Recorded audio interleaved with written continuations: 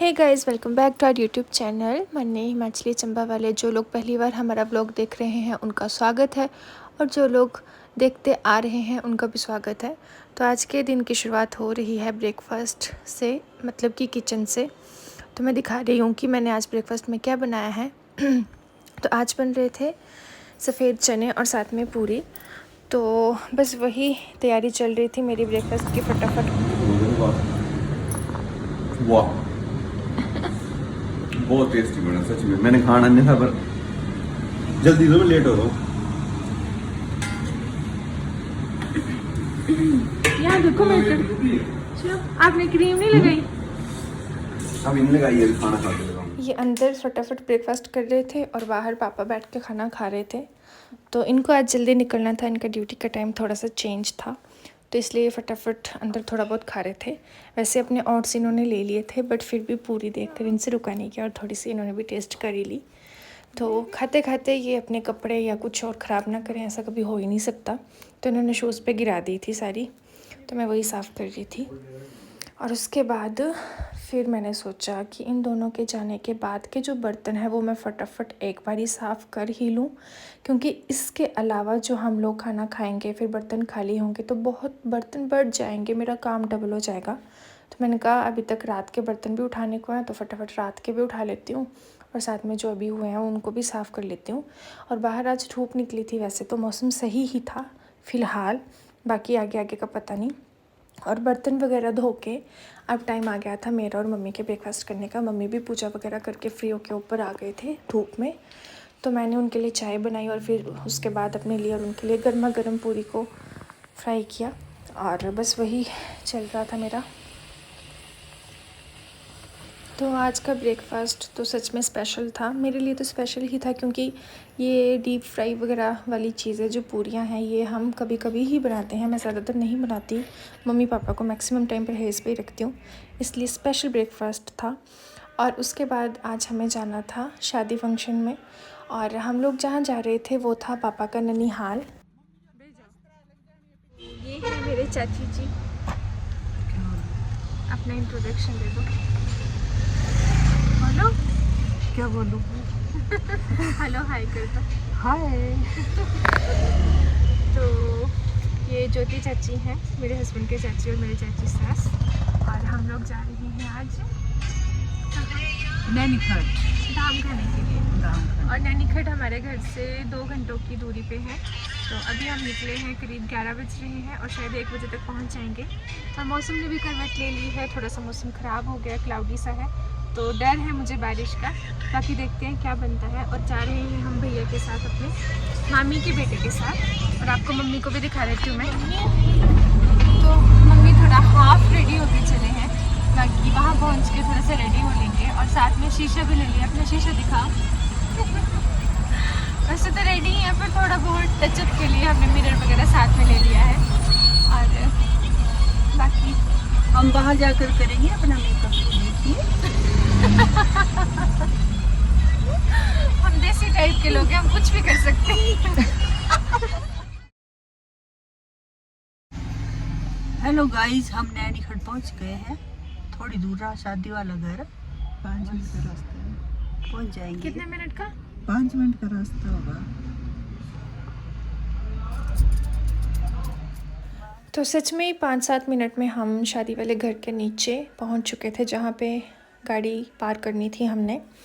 और यहाँ पे बहुत सारी गाड़ियाँ लगी थी, दूल्हा दुल्हन वाली भी। बारात वापस आ चुकी थी पिछले कल की, और आज थी बड़ी धाम, लास्ट शादी वाला दिन, और हम लोग चल रहे थे आगे आगे। हम लोग तो क्या, मतलब मैं ही चल रही थी आगे आगे और ये लोग मेरे पीछे पीछे। तो अच्छा लगा। जहाँ हम जा रहे थे वहाँ के बारे में मैं आप लोगों को बता देती हूँ। ये प्रॉपर चंबा से दूर है, 2-2.5 घंटे की दूरी पे है। चंबा से पहले ये जगह आती है, इसका नाम है नैनीखट। और ये जो मेरे ससुर जी हैं उनका ननिहाल है, यानी कि मेरी दादी सास जी का मायका। और दादी सास हमसे 2-3 दिन पहले ही शादी वाले घर में पहुंच चुकी थी। और जब मैं वहां पहुंची, मतलब शादी वाले घर से ऊपर वाले घर में, तो वहाँ पे दादी कुछ इस तरह से बैठी हुई थी, और जाके उनको हमने सरप्राइज़ किया। तो मुझे तो बहुत अच्छा लगा, वो एकदम से चौंक गए थे हमें देख के। तो दादी से मिलने के बाद थोड़ी देर हम वहाँ पे बैठे, उसके बाद हम लोगों ने धाम खाई। और यहाँ की जो धाम रहती है वो उसकी टाइमिंग थोड़ी सी चेंज है हम लोगों से। हमारे यहाँ हम लोग 1 बजे पूरे धाम शुरू कर ही देते हैं, बट इनके तरफ थोड़ा सा 2 बजे से धाम शुरू होती है।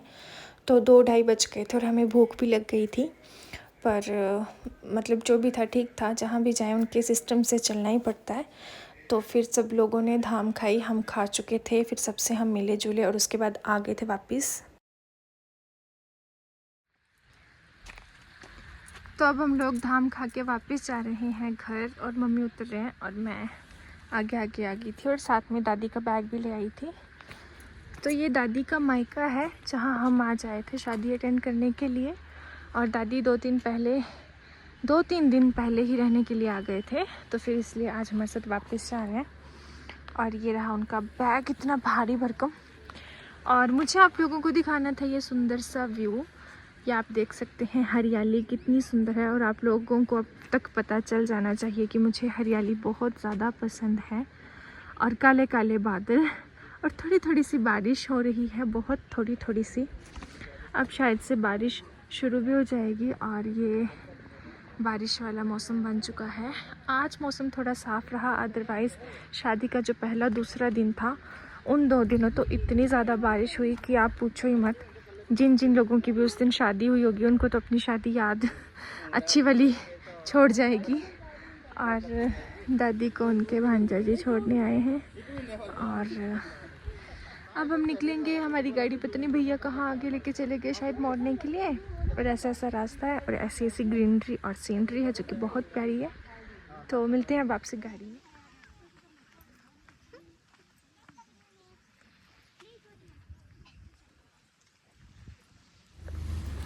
तो अभी हम पहुँचे हैं चाय पानी जहाँ करते हैं वहाँ, और इस जगह का नाम मैं आपको अपने कई ब्लॉग्स में बता भी चुकी हूँ, पर फिर बता देती हूँ कि इस प्लेस का नाम है कांदू, जहाँ ठंडा ठंडा पानी हम पी सकते हैं नेचुरल सोर्स से, और साथ में चाय भी पी सकते हैं, पकोड़े भी खा सकते हैं।